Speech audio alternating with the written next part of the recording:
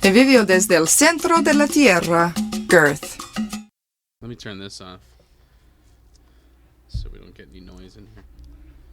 Did you like Planet of the Apes? Like original one? Yeah. I had the box set. Yeah. I watched the whole thing. I have it on VHS. Mm-hmm. I do like it. I like the idea of like it starts and it comes full circle back in the end.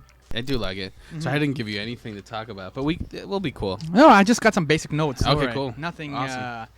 This is not rocket science here. When did they build all this stuff? So, is the table kind of wobbly? Yeah, let me put this on this side. Sorry, I don't know what's going on today. So the owner, he built the studio last summer. Okay. And then he handed it over to us, and he's like, "Here you go, like figure it out." Because he realized you can get beer nachos anywhere in the city. Yeah. Right. So there's no monopoly on that. Yeah. But if you build a online radio station studio in the middle of beer and nachos, and then you bring in like comics and bands, that's awesome. And, like, They can't hear it though out there, no? No, it's not broadcast out there. Do you ever do they do stand up here or no? They do stand up next door. I know, Betty's they do. Yeah. Have you ever performed up there? Yeah, I used to a long time ago when I lived in Toronto. I did it for years, and I haven't done it in so long. Yeah. Yeah. No, but we brought in like comics like yourself. Yeah. I had in Scott McLeod. Okay, cool. So I've done like that other type of comic. Yeah. So yeah, that must be hard for you to kind of balance between the because you are a stand-up comic, but you also dig comics. Oh no, I never did comics, but I enjoyed comics. Okay. Yeah, and I have a podcast about comics, but I never did comics. I always wanted to. Scott McLeod, you had him on here? Yeah, came in here and hung out. That's pretty awesome. That was pretty awesome, actually. His how to write comics. Does he tours with his family, right? Yeah, his wife came in and whatever, and then after the interview was done, he stayed and had pulled pork nachos. Oh, cool. So I got to have lunch with him. And that's awesome. Mm-hmm. Is the nachos good here? Yes, the pulled pork nacho. Are you a pulled pork nacho man? Or? I could eat pulled pork nachos. Okay, we will wrap this up quickly. And we'll share some nachos. Oh, okay, yeah. Do you want to do that? Yeah, let's do cool. that. Yeah, no, we got an agenda. Let me fix this table because this is kind of. Hold on one second. Let's see if I can put something under here. I don't know why it's like this. Okay. Do you want me to lift this up? Yeah, I'm just worried about that. Let me take the. How's that? Better? It's better. It's still not great, but it's better. Where is the... Oh, is it that side? That's the... I don't know. This is supposed to be bolted in.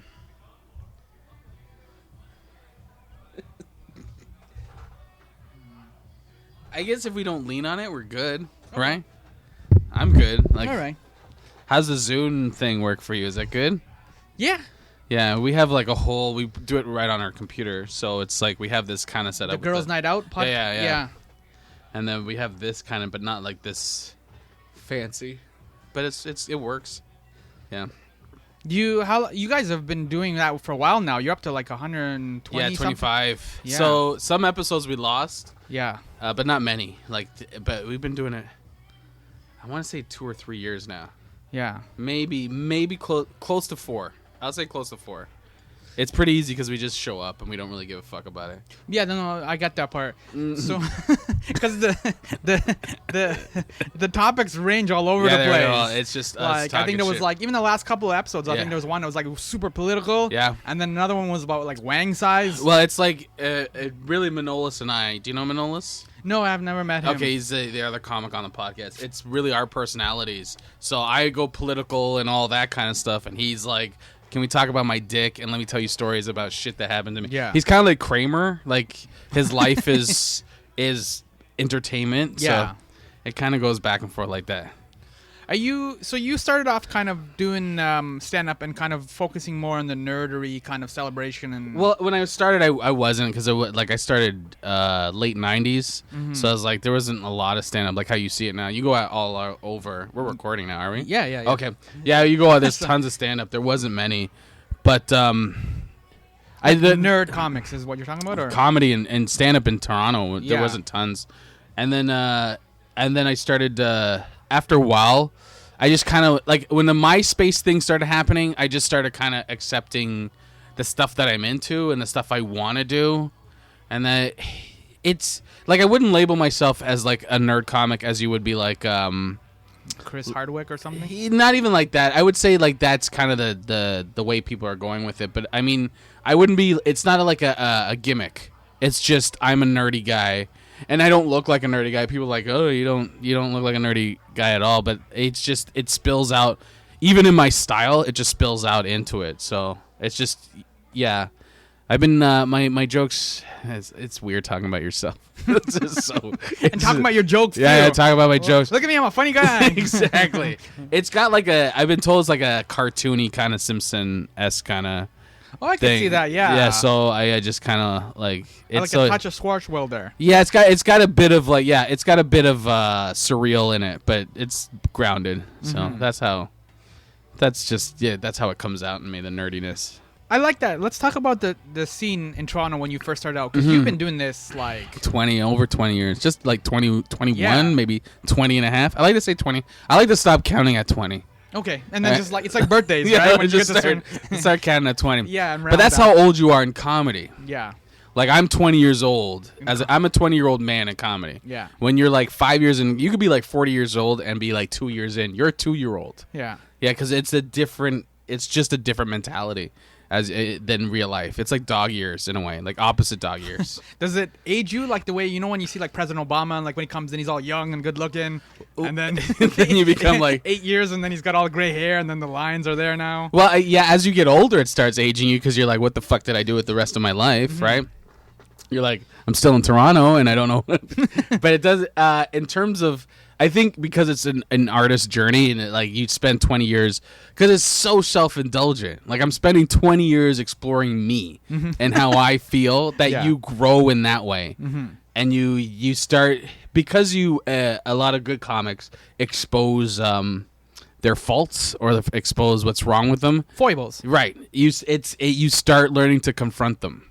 And as you get older, it's like, you learn to take blame for shit. That's what I find with me. I can speak for everybody, but that's what I find with me. So it's like, not all blame, but it's just like, you know what? I did fuck up that situation. Yeah. I am to blame. That is you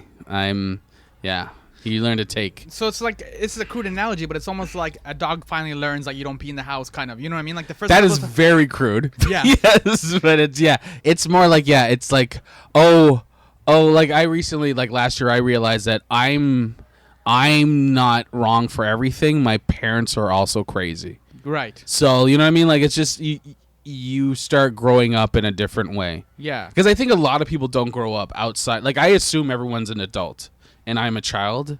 But now I realize that most people haven't grown up. I just have most comics have the benefit of exposing being a child emotionally, continuously every night, that you grow. Or you don't. And do you find, though, as you're going through this process, though, are you learning the same lessons over and over again? Like, man, I already went through this. Yeah, sometimes, but that's insanity. It's like you learn the lesson. As I've gotten the last 5 years, I've learned to be like, okay, I gotta listen.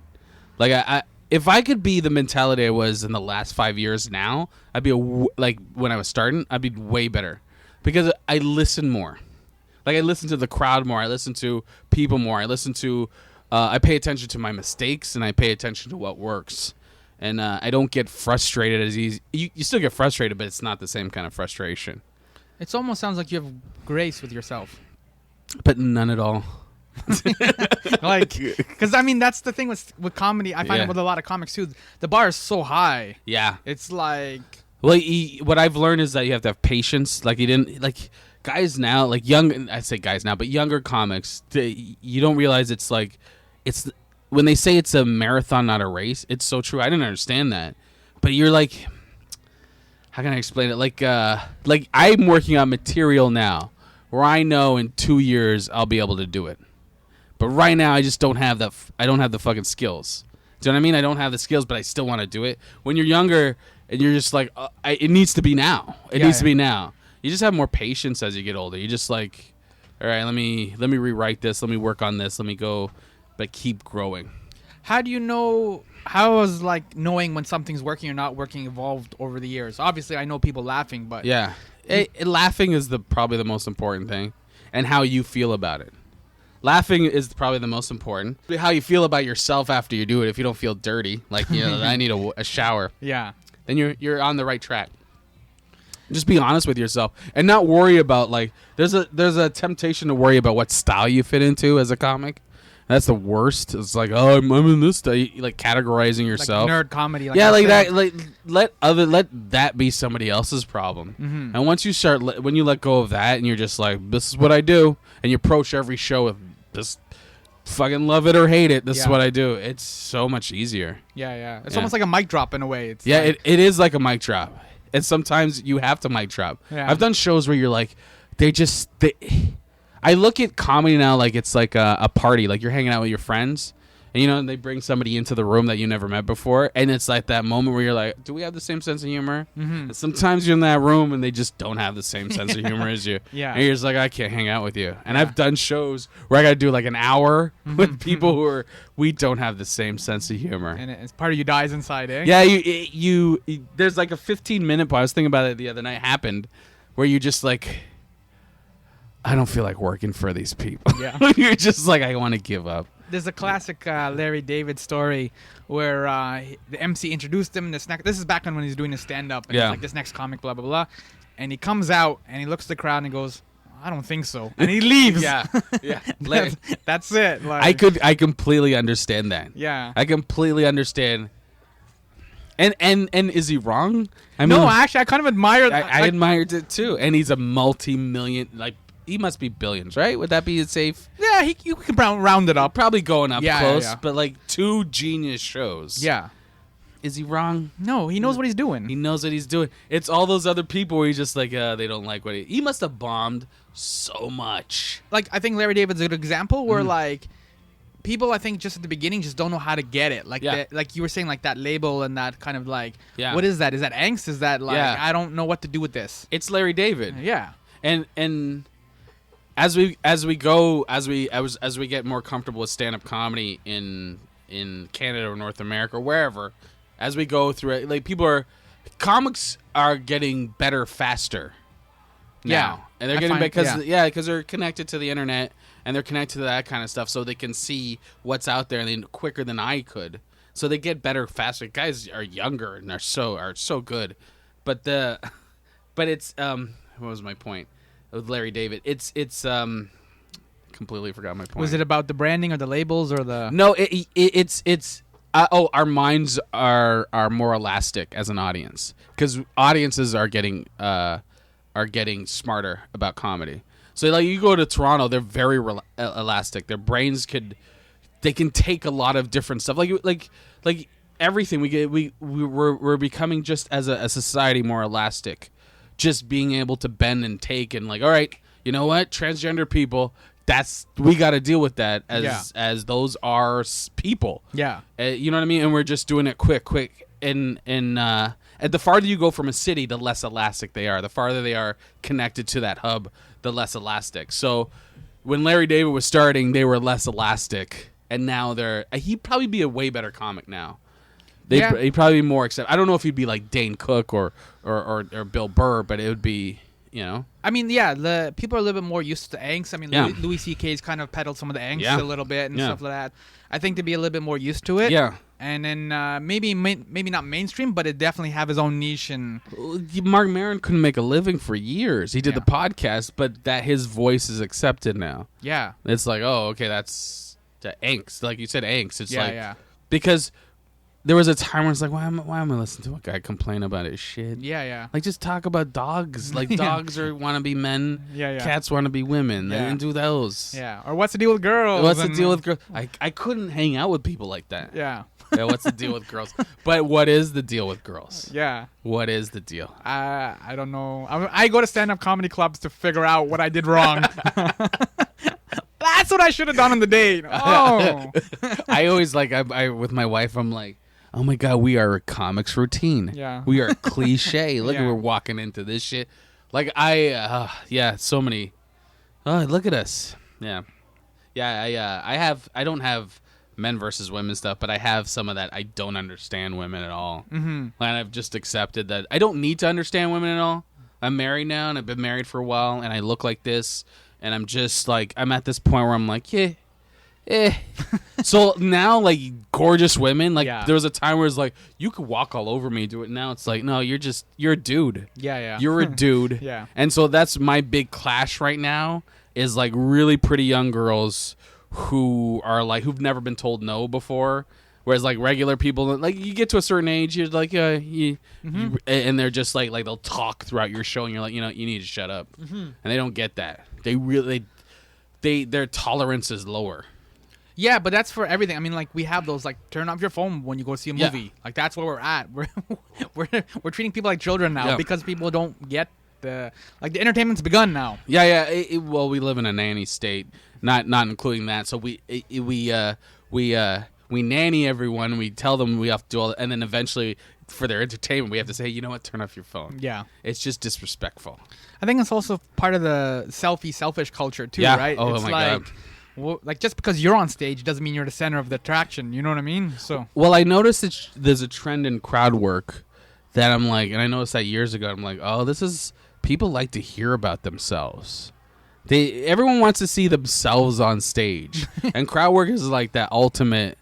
Oh, okay. He's talking about me. Don't talk about you. Talk about me. Yeah. So yeah, we do live in a. Excuse me, I keep burping. It's horrible. Yeah, we do live in a selfie. It's the cell phones. It's these fucking smartphones. Yeah. Everything's you can personalize everything and make it like this is like an extension of me. It's terrible, but awesome. I find that's one of the issues people have with like Twitter, where people like, why should I join Twitter? I don't really have anything to say. Yeah. They do this false modesty. But I'm like, why do you actually have to say anything? Like, you can just go listen and eavesdrop and learn. Get your news. Yeah. You can, like, look at stupid things. One of my favorite things on Twitter is, I forget what it's called, but it's like, it's this Twitter account that's, like, mad at cute dogs. It's just photos of cute dogs. Like, what the fuck are you doing? It makes me laugh so hard. Because it's like those stock photos of dogs doing stuff. Like, why you dress up like a fucking pirate, you stupid pooch. And I'm just like, that makes me laugh. Yeah. But that's Twitter. I like Twitter for that. But yeah. You like the rage too, I guess, right? Yeah, I do like the rage. Mm-hmm. I'm trying to get away from. I feel online rage. I try to get away from that. Yeah. I'm trying to get away from that, like, because I always feel so shitty afterward. So I'm trying to get away from it. It's really corrosive now. We're like, there is, like, we just mentioned grace. Yeah. There is no grace now. It's like one slip up and it's like your whole life and career is over. Yeah, it just happened with a few people, and I've been involved with those parades. What are they called? What do you call it when you pitchforks and torches? The mobs. I've been mob mentality. Yeah, I've been so mob. Yeah. And then I like the next day I'm just like. And I don't feel sorry for the person because the mobs I've been in, I do still would believe that person's like whatever. Yeah. But I just feel that I'm not contributing shit to the world. Yeah. I'm just like tearing somebody down and just it's not specific. It's just I feel I gotta back away from this. Yeah, and I find too. I mean that's the allure of mobs, right? Is you get to join and you get to belong and stuff. But then people are not saying anything of like that, like. Those white cops shouldn't have hit the black. You know what I mean? It's like you're not adding anything new to the conversation or having a different point of view. Well, that's my point. Is like there's things need to change and things need to happen. Like you're saying that everyone's upset about black cops, but what they're not upset about, like we're going to talk about that, like the Black Lives Matter. What they're not upset about is systemic racism. Like you have it in your life, but you won't change it. Yeah. And you do it, but you don't think that's. I'm not a cop shooting a guy, so I'm not the same. So it's very because people don't understand race and racism in that example. They just look at that and go, "Oh, I'm not a part of that," and that's terrible. Yeah, and then I've now sent a tweet or a couple of tweets, and I'm done. Right, like they'll be exactly. They'll be like they'll post something about though black cops are terrible. Like that's I mean black cops are terrible, but cops are terrible. Blah blah blah. And then like a couple of days later they'll post something about Darth Vader is the only black guy that sees his kids. And you're like, dude, you're part of the fucking problem. You're the same motherfucker. Yeah. You're just looking at it different levels. Yeah. But your level's worse than the cops. You're right. Because your level supports that mentality. Yeah. Yeah. And it's almost like a ninja racism, right? Like when you're trying to cross the border or whatever. I'm Middle Eastern, so getting on a flight. Me too, dude. I got a beard. I'm brown. No, I know. I get it. So I was coming home from Halifax last year, and it was during some weekend shit, and I knew something was up. Like when it's like, oh, they're tightening security. So it was a lineup. It was me, only brown guy with my beard, and all white people. I'm the only one that got the extra security check. Yeah, you win the Cracker Jack prize. Yeah, it's like, of course I'm gonna get it, Yeah. and you're like, well, am I doing the secret? Yeah. Or am I? Yeah, it's always I get it. When I was in LAX, they pulled aside an older white lady. She must have been like 70 or 80. And it's like, you've been randomly selected. I'm like, come on, leave the old lady alone. I'm the brown dude here. You're insulting me. Yeah. Like, come on, stick with the system. Like well, to be honest, see, that's just illusion to make everyone look how fair we're being. Yeah. No, I understand. Like, I've seen the old man behind the curtain. Like, I'm telling you, ISIS should recruit old people and people in wheelchairs. If I was ISIS, that's my next bombers. Yeah. All right, that gets interesting. So, let's start from. I want to go back though to what you were saying before about starting on Toronto. Yeah, you got to see the evolution of comedy in Toronto. Somewhat, yeah.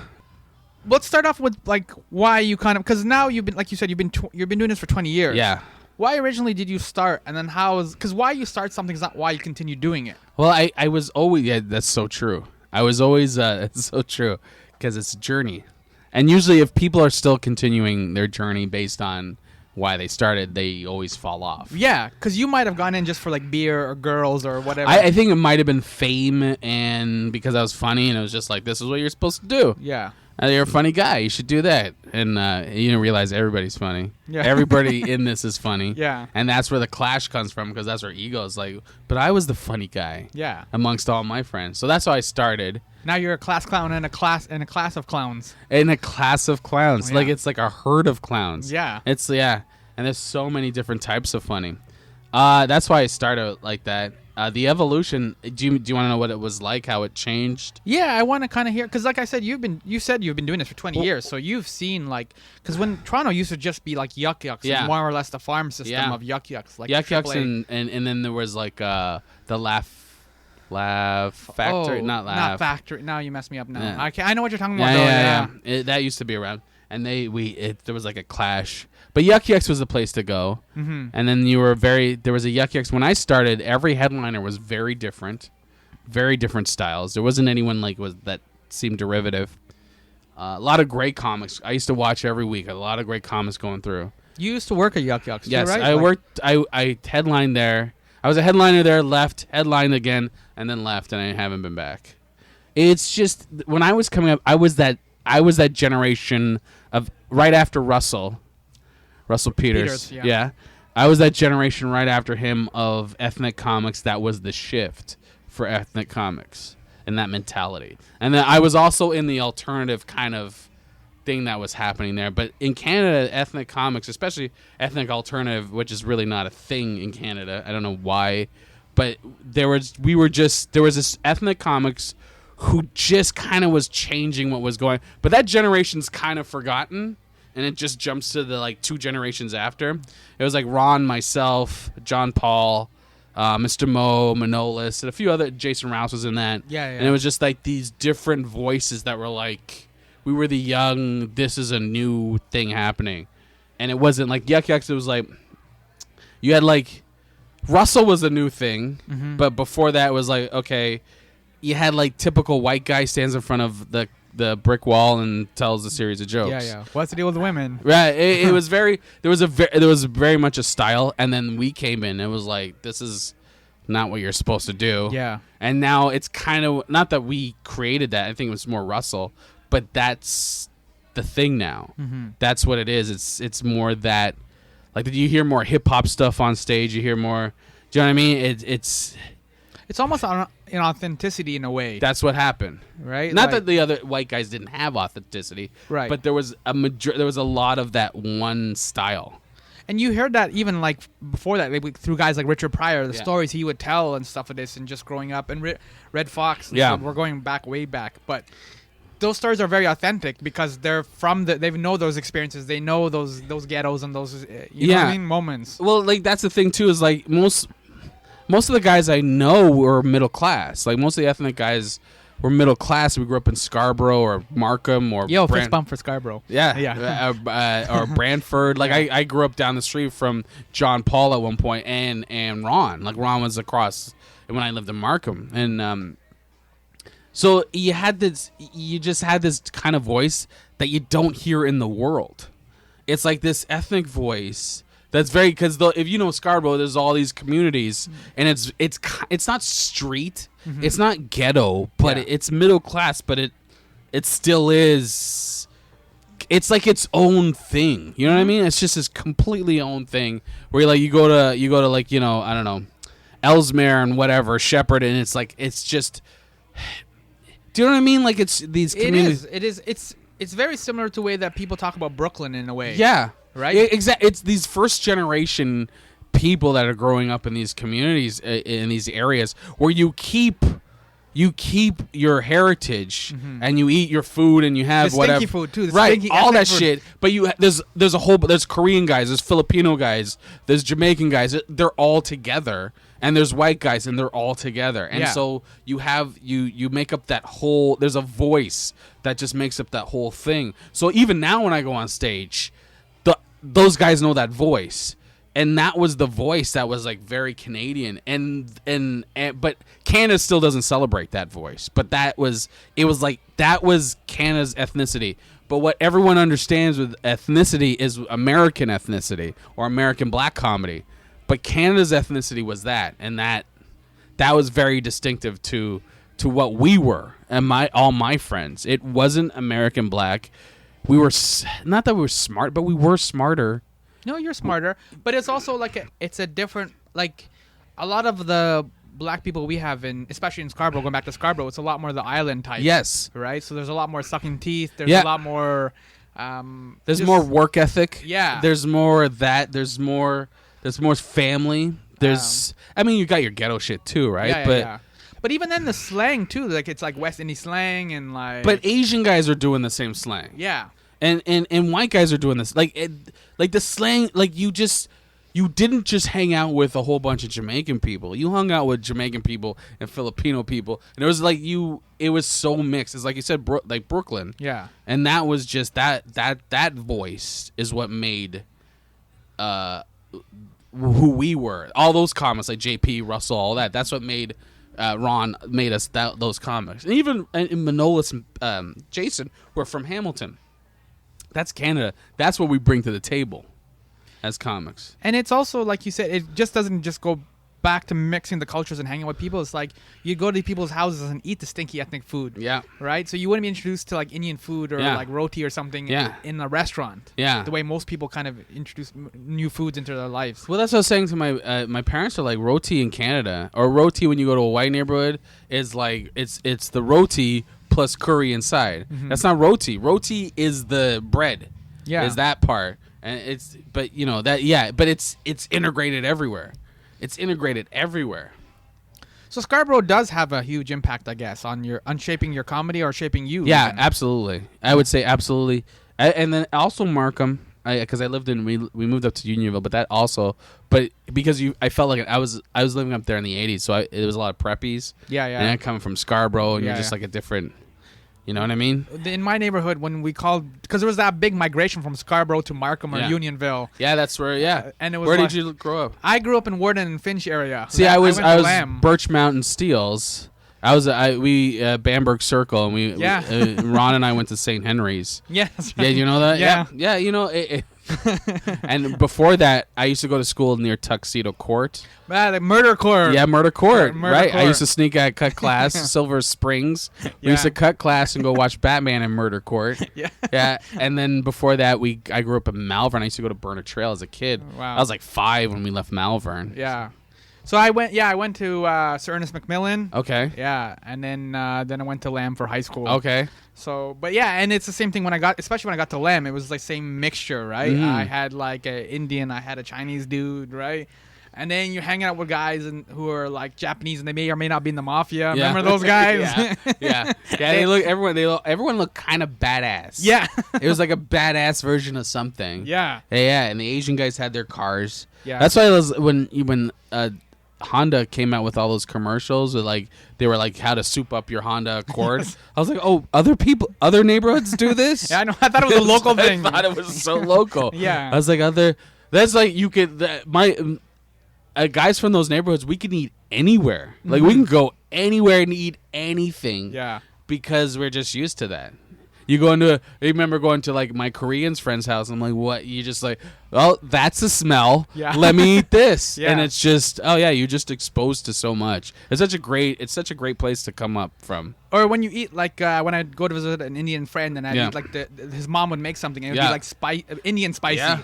And then you go out to like an Indian restaurant here, a nice Toronto one, and it's just like white people spicy. Yeah, it's like salty. It's like it's not even. It's salty. Yeah. It's like it's completely different. And then you're just like you don't want to be rude because that's another thing. How kids were like how we were raised as first generation. Because I don't know how your parents were, but my dad was hardworking. Yeah, no, for blue-collar sure. guy, working hard, and you're just raised to have respect. And you're raised to like.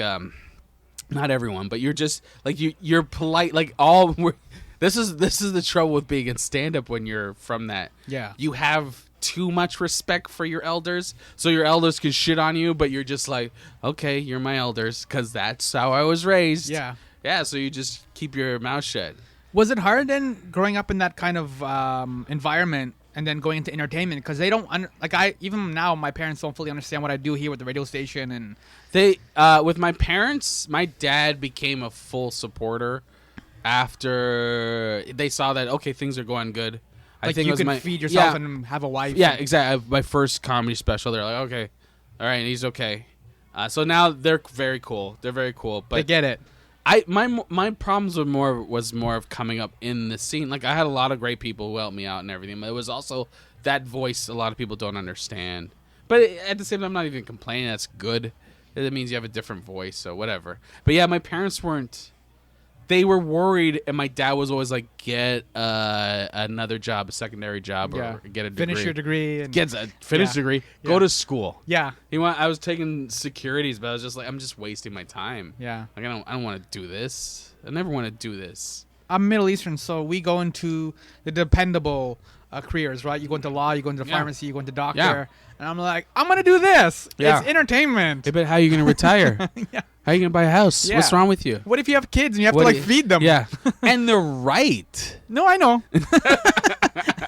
I'm like, oh no, I got a kid. I can't feed them. Yeah. That's why I'm like, fuck them. Yeah. I don't have a kid. Yeah. So but they're right. But at the same time, it's like, this is, you got to follow what makes you happy. No, for sure. It's also that fear mentality a little bit of like being an immigrant, right? Like, so like my parents came in the late 60s, early 70s, right? You want Trudeau. Yeah. So there was a good time, right? So I understand the perspective where they're coming from. Yeah. Now it's not such a good time. Yeah, but it's not a good time for anyone. Yes. So it's like this is just how it is, right? Like it's not a good time for anyone, but I understand their perspective because it's like just work hard and keep your head down. Yeah. Pay your bills, you'll be fine. Right. Now it's like, that doesn't exist. Yeah. Nobody has one career anymore. Right. You have like 3 or 4. My dad did the same thing his whole life and retired, and that was it. Could you imagine that? Like having a job, like he was a sheet metal guy. He became a foreman, and he was just, that's what he did. And that worked, though, for that old school system. He got laid off, but brought back and whatever. But yeah, that old school, that doesn't exist anymore. Yeah. Doesn't happen. I knew some people that worked in Windsor and Detroit at the old car factories. Oh, that's sad. And they would stop. They wouldn't see the value of going to a university or anything like this because then it's like, why? I could just get a job here. I get a great pension. I get and this was just like late 90s, early 2000s. Yeah. So it just was basically the last gasp. It's the end of it. Right? Yeah. But you're like, but at the same token, too, you ask them, like, don't you want to go see a documentary? Don't you want to, like, they've already kind of resigned themselves to this smaller life. Yeah, because they sound like people, and I'm not to insult people that but they sound like... Go for it. Okay, they sound like people that really are not in tune because it's like, why would I get a job in Windsor at the car factory if I see how the economy's going? Yeah. If I sat down and read a newspaper and see how the economy's going, I'm like... man. There's no way. They're going to be shutting these places down like crazy. Yeah, but and this goes back to what you were saying about working hard. Mm-hmm. There is a sense of giving up as well. Yeah, there is a sense of giving up. There's a sense of it's easier, and it's just like I think of it as like Canadian mentality. It's like why struggle? Yeah. Why fight? It's like you're stuck in like a snake is it's like coiled around you. And you're like, Just let go, give in. You always got to fucking fight. Yeah. You always got to struggle. And you think you can break out of the snake? Yeah, I was just like, I have deals with that. My friends in Hamilton. Hamilton's one of those places I love and I hate at the same time. That's pretty apt. Yeah, there's like, it's such a great, there's very little pretension there. Mm-hmm. But at the same time, it's like, Toronto's like, everyone's trying to get ahead and it needs a little bit of that. There's not that business mentality, which I love. Hamilton feels very small townish. It's very small townish, and they look at me like, you complain about the littlest things. I'm like, yeah. No, you worry about the little. They think I'm and I'm not. Yeah. But compared to them, I am, and it's just like, I always think about that. It's like sometimes you deserve better. You should fight harder. Yeah. Is that something too you've learned more from your immigrant family or like from your parents' stuff, or more from like comedy as well? Yeah, a combination. It's comedy, but it's also my parents. My mom, is from British Guyana, colonialism. So you got this like she grew up with like very light skin, and you know how it is. Dark skin, darker your skin is in colonialism. Good old class system. Good old class system. So she has this worth of not that she's uppity or thinks she's better than people, but it's just I deserve better. Yeah. And my dad has always been like, work hard and things can happen. And they own an amazing house. Their last house they paid cash for up in Unionville, like because they worked for that. Yeah. And I really believe in that. If you work for it, and if you're smart, things can happen. But you got to have standards. I think standards are important. And that's why when I judge comedy, for me, I have standards in my comedy. So because you can have people who kill on stage. You're just like, but that shit is weak. Yeah. That shit is just weak. And that's what I have for myself, those standards. And that's what we were talking about before, though. Those are typically high standards. I saw a really cool documentary of Kobe Bryant, and he was talking about how the crowd was booing him or people were giving up on the Lakers and all these kind of things. And he's like, none of that matters. My standards are far higher than those people anyway. They don't know what he's doing. Right. They don't like when Kobe Bryant has a bad game, you don't know if he's having a good game or a bad game. Right. Because like his team might lose, but he might be working on something. And like and I don't know. I don't know, right? I'm just using it as an example. No, I know what you're saying. But he could be working jump shots. Yeah. And like he's perfecting it. So it might look like a bad game, but he's working jump shots, and those jump shots are getting better and better. So him, it's a good game. You don't know what he's doing because you're not a basketball player on his level. It's like understanding any good music. You don't know, like everyone's like Steely Dan's this amazing band. Mm-hmm. Everyone's like, I can't hear what amazing is. I like Steely Dan stuff, but I can't hear it. Or De La Soul, love De La Soul, but I couldn't like. Okay, let's use Jay Dilla. Jay Dilla came out with Donuts, right? His last album, right? Just before he died, he made a song that kind of told a story based on the tracks he sampled. It tells a story about him dying and whatever. And it's just like, I didn't even know that. And I couldn't even tell you because you have to be a DJ close to his level of DJing to go, oh my God, that's genius. Yeah. To you, it's good beats. Yeah. To me, it's great beats. Yeah. I love the beats. But to be close to what he's doing, you're like, oh, no, this is a whole fucking different level. Yeah. And yeah, that's why I think with like someone like you were saying with Kobe Bryant. Yeah. The whole level. And then it's like you said, interpretation is a huge thing too, because most people now can go to the movies and they can spot the cliches and the cheese or whatever. Yeah. Majority of people don't go to plays, for example. Yeah. So if you go to see a play, you can't really tell if it's a good play or bad play or what they did or if that was a good actor. You just know what you like. Right. Yeah. And if I remember watching I forget the comic's name. He was on Lucky Louie. He's on Mark Maron's show. What's his name? Rick Shapiro. Oh, okay, yes. I watched Rick Shapiro the first time I was younger, and I hated it. Yeah, me too. I hated Rick Shapiro, and my friend Ron loved it. But I was like, he didn't understand it, and I didn't understand it, but it made me mad. Mm-hmm. So now I look back on it, and I watched Rick Shapiro like years and years later as I matured. I'm like, oh my God, he's brilliant. I love it. But I didn't. Louis C.K. put him in context for me on Lucky Louie. He put him in and I'm like, oh, I get him now. I didn't have the brain capacity to understand what he was doing. And I knew it subconsciously because I got mad. Yeah. I was angry. There's no reason for me to get angry. The guy's just trying to make me laugh.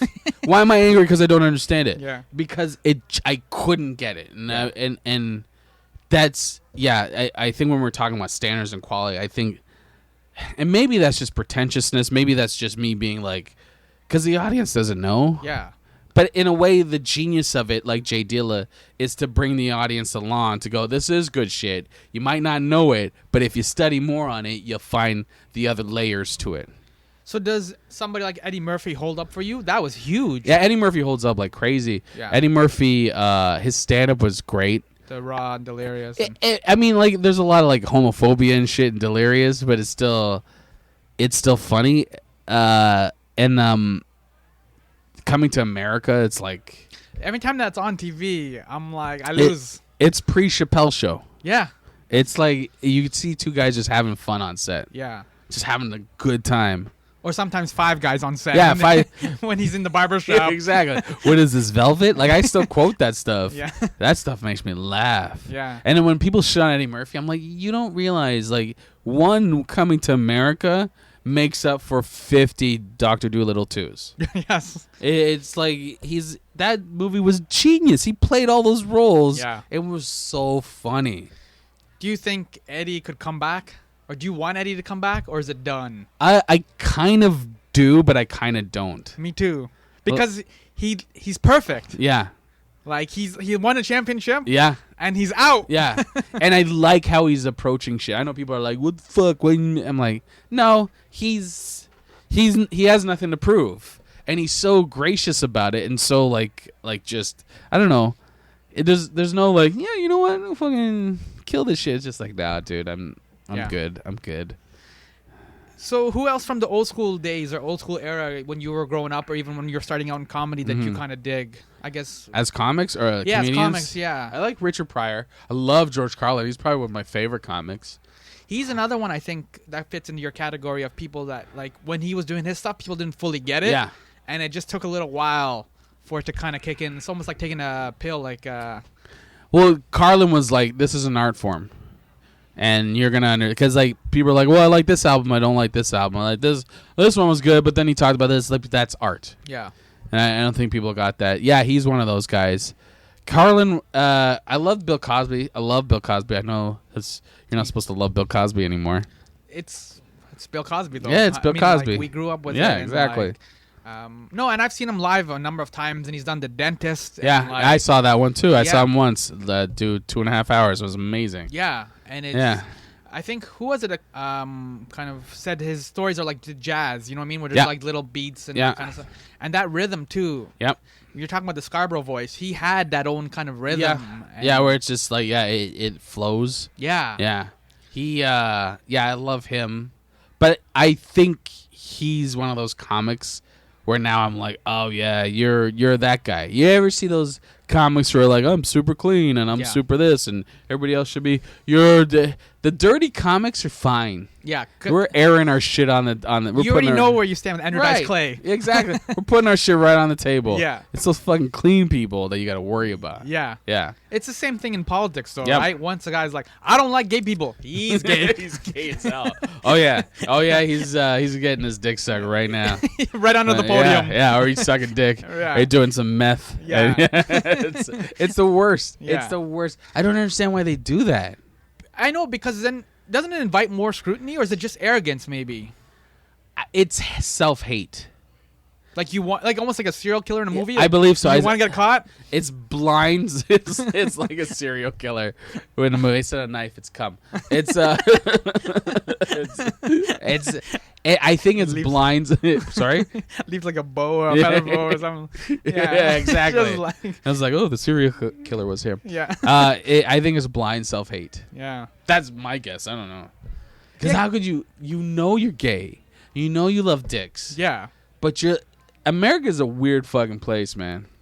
Well, and then the backlash is always severe too, right? Because it's not just that like you're gay. Like the gay thing's almost like you said, becoming more and more accepted. Yeah. But now it's that you're gay and you lied about it. Yeah. So now you're just letting down everybody. Yeah.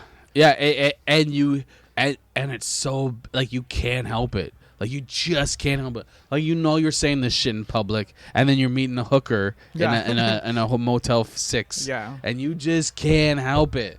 Like, that's a sickness, man. Yeah. That's a mental issue you got to deal with. You are not being honest with yourself. Yeah. That's politics. You can't be honest with yourself. There's no honesty in politics. Do we have the right to be surprised anymore when somebody is found out to be gay, or somebody has family values and he's cheating on his wife? Or do we have Bill Cosby is a good example too. Yeah. Do we have the right to be surprised anymore, or is that too cynical? It's when they are like, I gotta force it on other people. Like, Bill Cosby is a perfect example of the same politicians. It's like, oh, I'm going to call up comedians and tell them not to be dirty, or I'm going to tell the black community not to do this and pull up your pants, blah, blah, blah. But you're raping women. Mm-hmm. It's when they're that. It's like, okay, well, you are heading for a fall. Yeah. Yeah. I always think about that every day. Like, there might be a fall for me. There might be a fall for everybody. But, the worst I got is I used to fuck pillows when I was 14. Is there a sex tape? That probably could come out. Of me fucking a pillow? Yeah. That'd be the worst sex tape ever. Horrible. Like, no views on YouTube. Exactly. It'd have a lot of, like, those, like, noises. Boing, like on America's Funniest Home Videos. Yeah.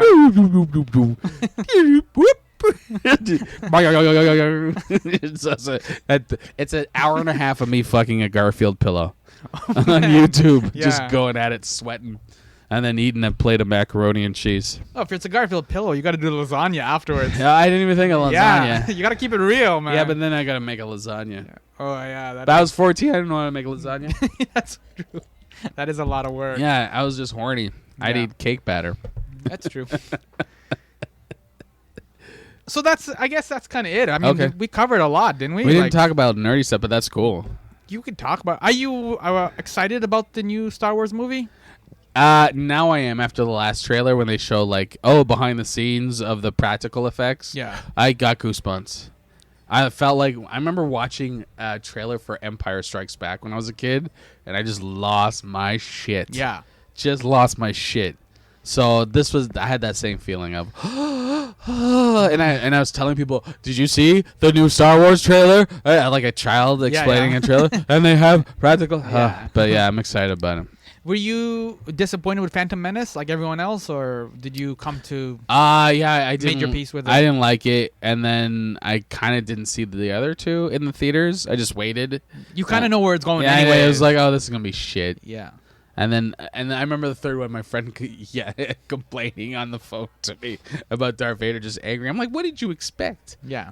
Did you think they were gonna like make a come around, like it was just gonna be like out of nowhere? They were gonna like, oh my god, my third one was better than Empire. Yeah. No, dude, they were all terrible. George Lucas, it's just a perfect example of out of touch old man. Yeah. The first one was brilliant, and then those three just like everything was green screen. Mm-hmm. It's the worst. I hate those kind of effects. How are you enjoying the superhero renaissance, or are you not? I liked Ant-Man. I didn't like. You mean in comic books or in movies? Movies. I wasn't a big fan of Avengers 2. Nobody was. That was really convoluted. Oh, a lot of people got mad at me for it. Oh, it's a kids movie. Yeah. I'm like, it's still shitty. Yeah.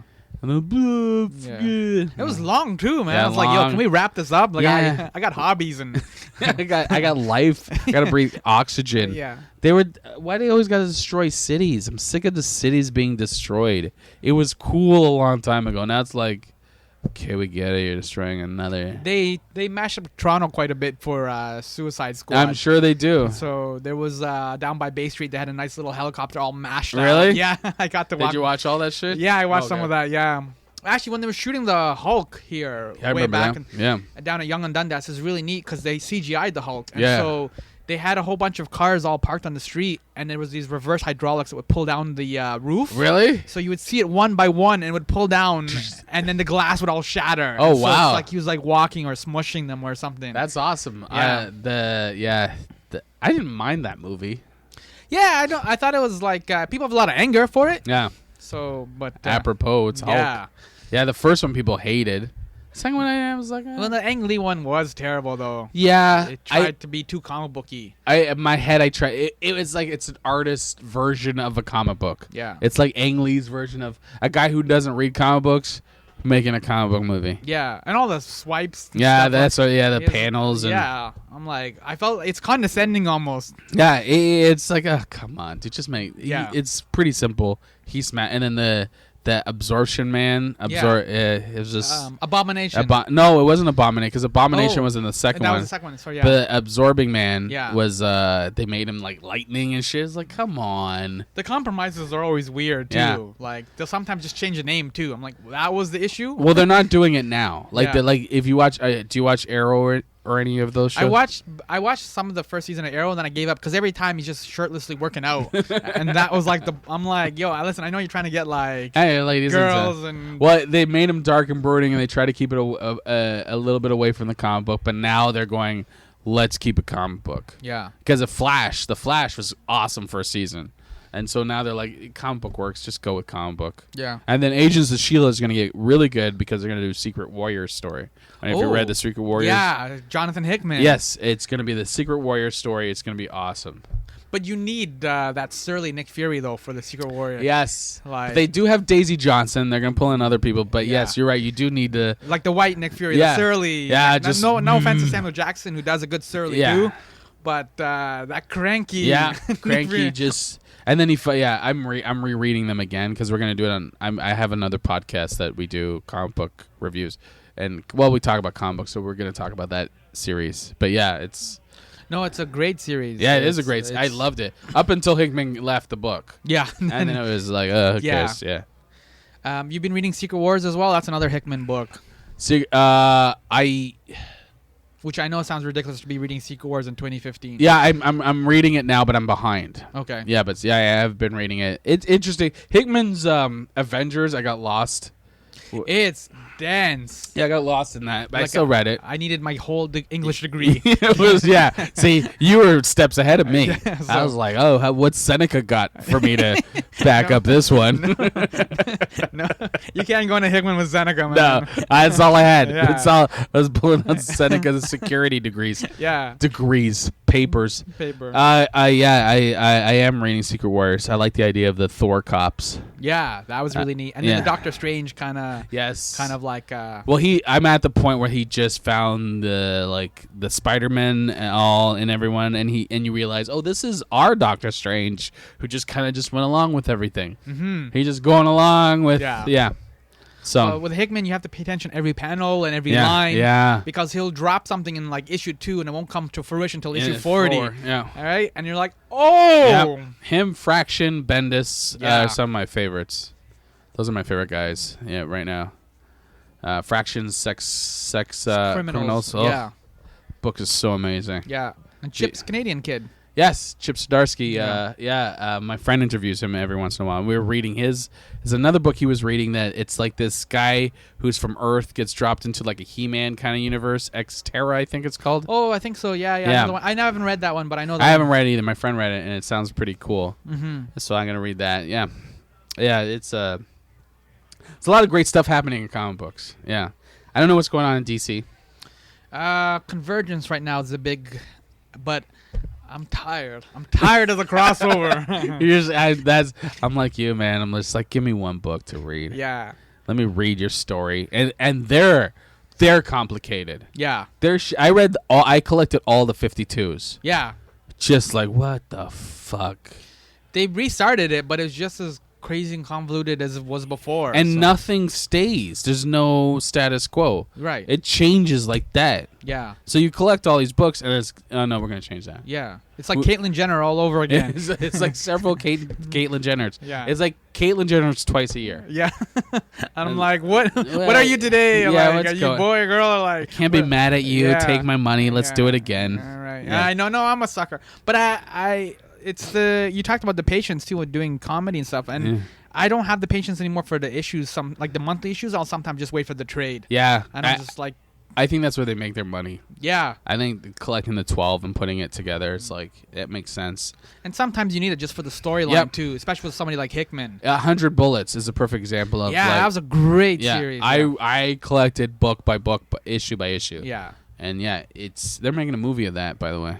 Oh, that's going to be a hard one. It's going to be a hard one. Yeah. I haven't read it in so long, but again, it's like sometimes like Walking Dead would be another one where you're like, okay, I read Walking Dead issue by issue now. Yeah. And that series is really good. Yeah, it's really good. I'm wondering, it drives me up the wall because I don't know how they could wrap up the TV show, because the comics could potentially go on forever. Yep.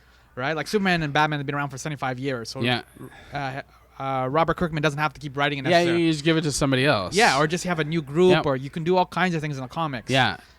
But in the TV show, that's got to wrap up somehow. Yeah, I guess their ratings are so amazing and they're printing money at this point. It's they like just keep doing the Simpsons thing. I think that you can see season 25. Yeah, you can see a season 2, and they just started a new series. Yeah, Fear the Walking Dead. Have you watched that? No, I haven't had the chance yet. I watched a bit of it. I don't know if I like it or not. It's a lot of it's scarier zombie stuff because it's more zombies and people who are like don't know, like you're like, dude, why are you going into this building by yourself? Kind of stuff. Like, come on. That's my problem with these. They say that there's no zombie pop culture in these universes. That's my problem with them. I'm like, don't they watch zombie shows? Yeah, because then it would be this big weird void. Like, yeah, exactly. But there would have to be horror too. Like, other black people and stuff would have to know that they are going to go first. Yeah, exactly. And everyone's, no, absolutely. Yeah. He's getting back up. He's just been shot. Yeah. Here, why don't you just take this flashlight and go down into the basement? The batteries won't last to the bottom of the stairs. Okay, that's okay. I'll just shake it. It'll be fine. Yeah. Yeah. I also like now they do these excuses. We're like, damn, we're not getting any cell phone reception now. Yeah, that's the worst. They have to put that line in now. Yeah, what are you, Win Mobile? Like, you're not getting cell phone reception? Yeah. Well, you need to call your provider.